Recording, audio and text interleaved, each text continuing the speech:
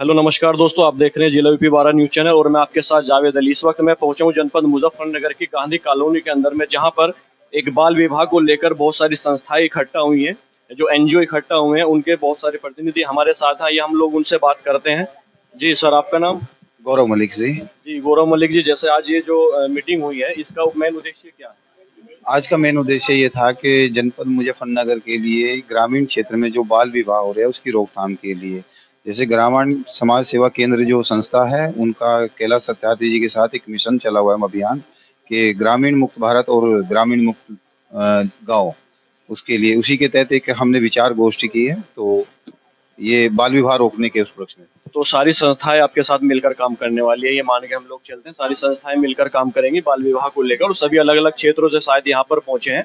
तो हमारे साथ एक और साथी है। जी सर, मैं आपका नाम जानना चाहूंगा। जी गजेंद्र सिंह। जी, जैसे मुजफ्फरनगर आपका आना हुआ तो किन मुद्दों को लेकर आना? हमारा मुजफ्फरनगर जो आना हुआ है ख़ास तौर से जो बच्चों की सुरक्षा को लेकर आना हुआ है, और बच्चों के जो जीवन है उसमें बहुत तरीके से जो उनका राइट्स हैं वो प्रभावित हैं। उसमें बाल मजदूरी है, बाल विवाह है, और यौन शोषण है, और भिक्षावृत्ति है। इस तरीके से जो बच्चों का जीवन है उसमें जो बच्चे हैं वो ज़्यादातर अपने जीवन को ख़राब कर रहे हैं, और हमने चाहा है कि क्यों ना हम बच्चों के जीवन को सँवारने के लिए एक प्रयास करें। तो आइए मेरे साथ, देखिए बने रहिए मेरे साथ। अभी जो है और भी साथी हैं, उनसे भी जानेंगे। जी, मैं आपका नाम? मेरा नाम नीरज गौतम है। जी गौतम जी, आप बेटी बचाओ और बेटी पढ़ाओ से आप शायद जुड़े हुए हैं, तो उसके बेटी बचाओ बेटी पढ़ाओ की मैं जिला संयोजक हूँ।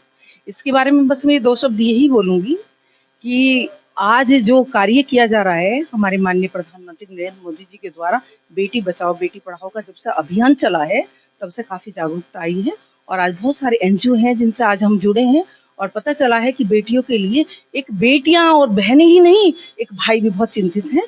वो देख के हमें बड़ा बड़ा हर्ष हुआ है, क्योंकि आज का जो मुद्दा है, आज का मुद्दा यही है कि जो बाल विवाह को रोकने के लिए और जो गलत तरीके से बलात्कार जैसी इस तरह की परिस्थितियां बार बार देखने में आ रही हैं, उन पर रोक लगाने के लिए सभी संस्थाओं ने एकजुट होकर प्रयास किया है। सराहनीय कार्य है। तो आपने सुना भी, मेरे साथ अभी जो है क्रांतिकारी सालू जी हैं, जो आपने सुना भी होगा, सभी लोग जानते हैं और इनके चेहरे को देखते पहचान भी लेते हैं, और वर्ल्ड रिकॉर्ड ये हमारे यहाँ बना चुकी हैं। जो लावारिस आप जैसे मृतक जो पाए जाते हैं, लाश हम उनको कह सकते हैं, जो पाए जाते हैं, उनका जो अंतिम संस्कार करते, चाहे वो किसी भी धर्म से हो, उनको बाखूबी वो निभाना जानती हैं। तो आइए हम 2 शब्द उनसे भी आज जानते हैं। जी, आपका नाम?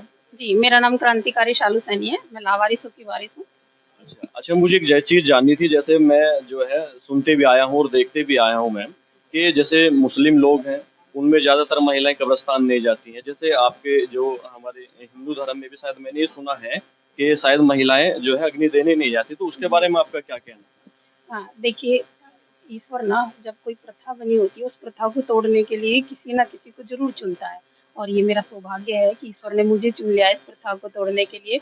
और आप देख भी रहे हैं कि लोग कहते थे, मुझे भी कहते थे कि महिलाएँ शमशान घाट नहीं जाती, शालू क्यों जाती है? आपके मैं कब्रिस्तान जैसे शुरू-शुरू में जब गई तो वहाँ भी लोगों ने मुझे कहा, हमारे यहाँ तो मुस्लिमों में महिलाएँ नहीं आती कब्रिस्तान।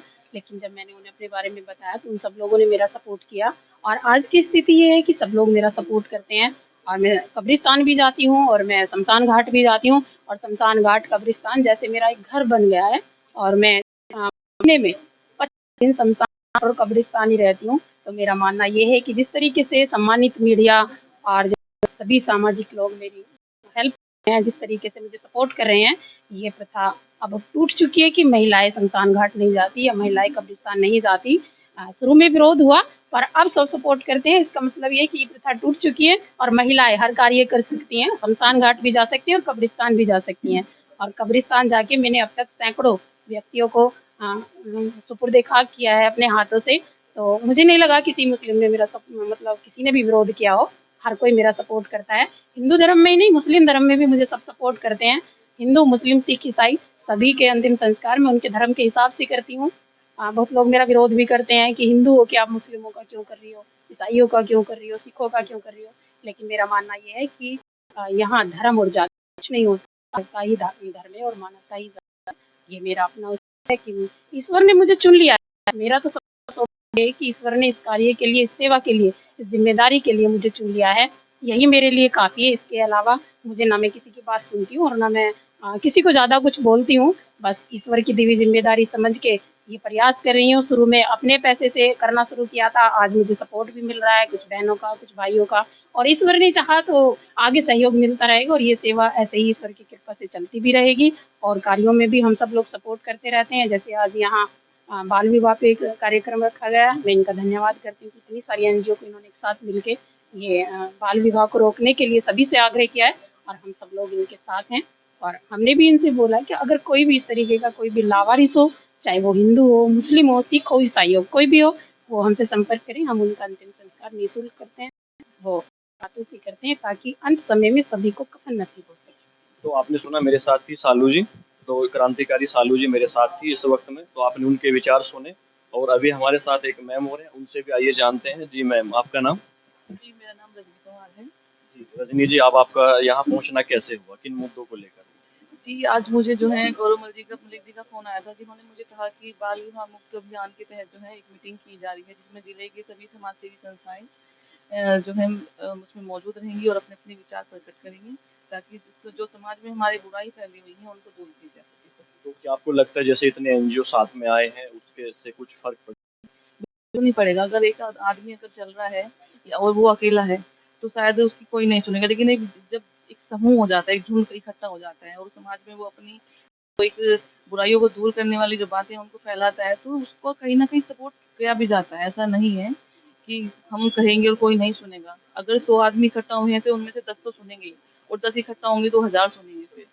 तो यही है कि और हम लोग जो है जिला विधिक प्राधिकरण से हैं, जिसमें जो है हम जिला लेवल पे काम करते हैं, जिसमें salsa state legal service authority high court के अंडर में और नालसा यानी कि सुप्रीम कोर्ट के अंडर में जो है हम लोग वर्क करते हैं, जिसमें जो लोग लीगली असहाय होते हैं, मतलब जिसके साथ में कोई दुर्घटना हो गई हो या कोई उसके साथ अपराध हुआ हो और वो अपना पक्ष कोर्ट के समक्ष नहीं रख रहा है क्योंकि उसके पास में पैसे नहीं है वकील की फीस भरने के लिए, तो उसके लिए जो हम उसको निःशुल्क जो है कानूनी कार्रवाई के लिए एक पैनल लॉयर उपलब्ध कराते हैं की तरफ से, जिसमें अगर कोर्ट में अपना पक्ष रखा है तो वकील के माध्यम से वो अपना पक्ष रख सकता है।